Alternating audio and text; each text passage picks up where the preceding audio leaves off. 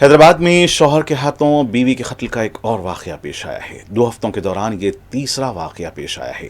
Bahadurpura police station हदूद में 28 साल खातून की लाश घर में पाई गई है। मुतवफ़िया निशात के अफराद खानदान ने बताया कि निशात की शादी 2016 में सुलेमान के साथ हुई थी, लेकिन आपसी झगड़े मुसलसल हो रहे थे। चंद साल कबल निशात की तरफ से पुलिस में केस दर्ज किया गया था, ताहम मामले की एकसुई हुई थी। दोनों साथ ही थे।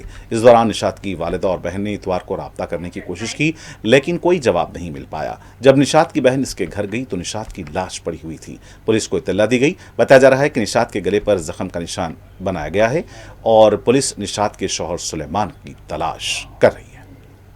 बहादुरपुरा पुलिस स्टेशन के लिमिट्स में एक मर्डर हुआ, सो कंप्लेंट आया सो है। निशात बेगम जहाँ एक और औरत का मर्डर हुआ है।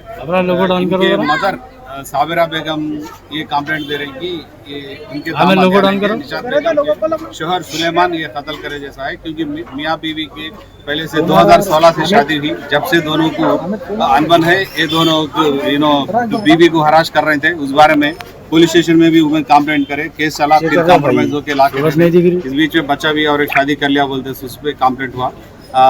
2 दिन के पहले इनको मिला के भी भेजे। तो इस सिलसिले में आज सुबह से बच्ची फोन नहीं उठा रही बोल के उनके बहन को भेजे, तो डेड बॉडी भी फोन करे, इस बारे में कंप्लेंट करे। सुलेमान को पकड़ने की कोशिश कर रहे, डेड बॉडी को उस्मानिया को शिफ्ट करे और क्लूज टीम ले रहे, इन्वेस्टिगेशन करके कौन भी है कौन सपोर्ट है उस सबको गिरफ्तार। कितने बच्चे हैं सर? 2 बच्चे। कितने साल हो शादी हो? 10 साल। 2016 में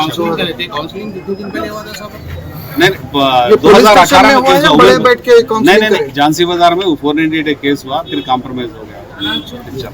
कुछ लोगों का ये बोलना है कि कोई गाड़ी चलाते हुए, कोई डिपार्टमेंट की गाड़ी चलाते हुए तो इंसाफ मिलता है। नहीं, इंक्वायरी देख, वैसा कुछ भी नहीं करता बच्चा, पुलिस में नहीं है, प्राइवेट बिजनेस क्या पान शॉप है बोल के बोल रहे हैं, देख के करते हैं।